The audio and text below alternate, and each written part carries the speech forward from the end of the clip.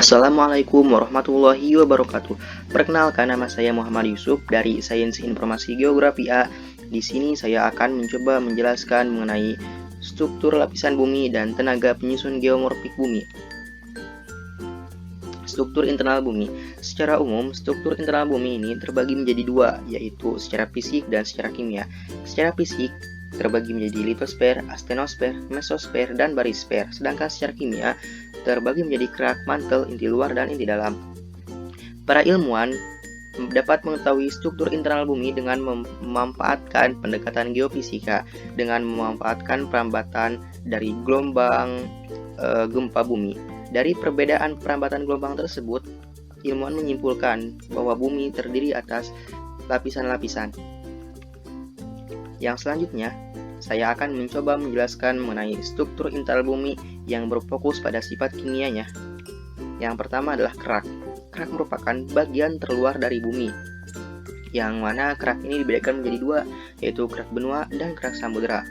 Kerak benua dan kerak samudera tentunya memiliki karakteristik yang berbeda-beda. Kerak benua sendiri memiliki ketebalan sekitar 20 sampai dengan 70 km. Sedangkan untuk kerak samudera memiliki ketebalan 5 sampai 10 km dengan rata-rata 7 km. Unsur penyusun paling dominan di kerak benua adalah silisium dan aluminium, sehingga mempunyai berat jenis 2,7 gram per cm kubik. Dengan batuan yang banyak dijumpainya adalah batuan beku felsik, yaitu salah satunya granit. Yang kedua, maksudnya yang selanjutnya, unsur penyusun dari kerak samudera yang paling dominan adalah silisium dan magnesium, sehingga mempunyai berat jenis sekitar 3 gram per cm kubik. Batuan yang dominan dijumpai di kerak samudera merupakan batuan beku tipe mafic, contohnya itu batuan beku basal dan gabbro.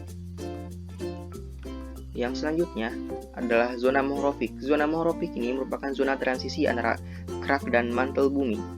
Pada zona ini terjadi percepatan gelombang primer yang asalnya 6 km per sekon di dalam kerak dan berubah menjadi 8 km per sekon di zona ini. Zona ini ditemukan oleh Andrija Mohorovic. Zona ini terdapat pada kedalaman sekitar 8 km di bawah kerak samudera dan 27 km di bawah kerak benua. Yang selanjutnya adalah mantel bumi. Mantel bumi merupakan zona yang berada di bawah zona Mohorovic, di mana sekitar 82% volume dari bumi ini tersusun atas mantel. Pada lapisan mantel, gelombang P dan gelombang sekunder dapat menembus, yang mengidentifikasikan bahwa mantel ini bersifat padat dengan komposisi kimia yang paling banyak adalah silisium dan magnesium. Pada lapisan mantel terdapat magma yang bersifat plastik, di mana magma ini bisa bergerak sehingga menghasilkan arus konveksi yang dapat menggerakkan kerak bumi. Mantel secara umum dibagi menjadi dua, yaitu mantel atas dan mantel bawah. Mantel atas memiliki ketebalan sekitar dari zona Moho sampai 660 km dan tersusun atas 3 sub lapisan utama, yaitu bagian atas, bagian bawah, dan zona transisi. Dengan komposisi yang paling dominan ditemukan di mantel adalah mineral olivin dan piroxen yang sebanding dengan batuan beku peridotit. Yang selanjutnya mantel bawah dengan ketebalan 660 sampai dengan 2891 km dengan komposisi kimia yang berubah dari olivin dan piroxen yang berubah menjadi mineral peroxenit. Yang selanjutnya adalah inti bumi. Inti bumi secara umum dibedakan menjadi dua, yaitu inti luar dan inti dalam. Inti luar sendiri dengan komposisinya nikel dan besi, dan inti dalam juga sama, komposisinya adalah nikel dan besi. Maaf, di sini tidak tertuliskan. Yang selanjutnya untuk ketebalan dari inti luar sekitar 2.900 sampai 5.150 km, sedangkan inti dalam dari inti luar sampai dalamnya. Di inti luar ini, gelombang sekunder tidak dapat menembus, yang mengidentifikasikan bahwa inti luar itu bersifat liquid, sedangkan inti dalam bersifat solid. Yang selanjutnya adalah tenaga pembentuk muka bumi. Tenaga pembentuk muka bumi dibagi menjadi dua, yaitu tenaga endogen dan tenaga eksogen. Tenaga endogen merupakan tenaga yang berasal dari dalam bumi, yang terjadi karena aktivitas pergerakan magma yang berada di dalam mantel bumi, yang menghasilkan 3 aktivitas, yaitu tektonisme, vulkanisme, dan seisme. Tenaga endogen ini biasa dianggap sebagai tenaga yang bersifat konstruktif. Namun, tidak selalu tenaga endogen bersifat konstruktif, bisa saja bersifat destruktif. Contohnya adalah seisme. Tenaga eksogen merupakan tenaga yang berasal dari luar bumi, namun bukan berarti tenaga yang berasal dari luar angkasa, tetapi tenaga yang berasal dari luar permukaan bumi, yang disebabkan oleh aktivitas manusia, flora fauna, angin, air, matahari, dan lain sebagainya. Tenaga eksogen akan menghasilkan 3 aktivitas, yaitu pelapukan, pengkisan, dan pengendapan.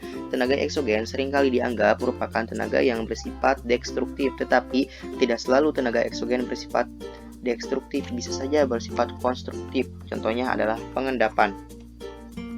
Yang selanjutnya adalah tektonisme.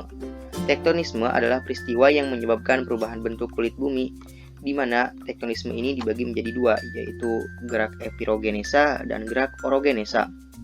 Gerak epirogenesa merupakan gerak yang terjadi di permukaan bumi yang terjadi dalam waktu yang cukup lama dan wilayah yang cukup luas. Hasil bentukan dari gerak epirogenesa ini adalah pegunungan. Epirogenesa dibagi menjadi 2, yaitu epirogenesa positif dan epirogenesa negatif. Epirogenesa positif merupakan gerakan di mana terjadinya gerakan turunnya sebuah daratan sehingga seolah-olah lautan atau permukaan air menjadi naik. Sedangkan gerakan epirogenesa negatif merupakan kebalikan dari gerak epirogenesa positif. Yang selanjutnya adalah gerak orogenesa. Adalah gerakan yang terjadi di permukaan bumi yang terjadi dalam jangka waktu yang relatif singkat. Umumnya, gerak orogenesa ini terjadi dalam wilayah yang cukup sempit karena hasil dari pengaruh kompresi dan perlipatan. Hasil dari bentukan gerak orogenesa ini adalah berupa patahan dan juga lipatan. Yang selanjutnya adalah vulkanisme.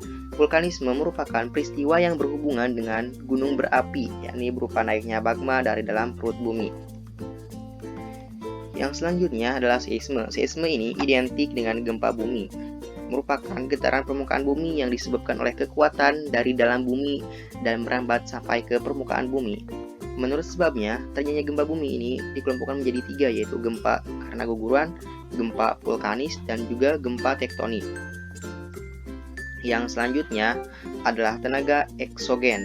Tenaga eksogen adalah tenaga pembentuk muka bumi yang berasal dari luar permukaan bumi karena angin, air, sinar matahari, dari makhluk hidup, dan lain sebagainya. Tenaga eksogen yang pertama adalah pelapukan. Pelapukan merupakan proses hancurnya batuan dari bongkahan besar menjadi bagian yang lebih kecil yang disebabkan oleh keadaan cuaca. Pelapukan ini dibagi menjadi 3, yaitu pelapukan kimia, pelapukan mekanik, dan pelapukan biologi. Contoh dari pelapukan kimia adalah berkaratnya besi, atau bisa juga pelapukan kimia ini terjadi karena banyaknya curah hujan sehingga dapat mengikis batuan gamping. Sedangkan pelapukan mekanik merupakan pelapukan yang terjadi secara alami karena tenaga dari alam. Misalnya hancurnya batuan karena terjadinya perbedaan suhu antara malam dan juga siang. Dan ada juga pelapukan biologi yang disebabkan oleh tumbuhan atau makhluk hidup. Yang selanjutnya adalah pengikisan atau erosi, merupakan proses pengikisan permukaan bumi oleh media yang melibatkan pengangkatan partikel batuan. Jenis-jenis erosi dibagi menjadi ablasi, korosi, abrasi, dan eksharasi. Abrasi merupakan pengikisan yang disebabkan oleh gelombang laut, sedangkan ablasi disebabkan oleh aliran sungai atau air hujan. Sedangkan korosi atau deflasi ini disebabkan oleh angin, dan eksharasi disebabkan oleh mencairnya es. Yang selanjutnya adalah sedimentasi. Sedimentasi adalah peristiwa mengendapnya material batuan yang dibawa oleh angin atau air. Kalau pada erosi, pelapukan itu terkesan merusak, sedangkan pada sedimentasi terkesan menambah material baru atau bersifat konstruktif. Nah, ini contoh-contoh dari sedimentasi. Ada sedimentasi akuatis, sedimentasi marin, dan sedimentasi geolis. Yang selanjutnya atau yang terakhir adalah pergerakan massa tanah atau moss wasting. Mohon maaf tadi tidak tersebutkan di awal. Pergerakan massa tanah atau mass wasting adalah semua pengangkutan massa tanah menurun lereng karena adanya pengaruh gravitasi. Sederhananya, mass wasting ini sering kita sebut sebagai longsor. Semakin tinggi atau curam tanahnya, maka kecepatan pergerakan massa tanahnya juga akan semakin tinggi.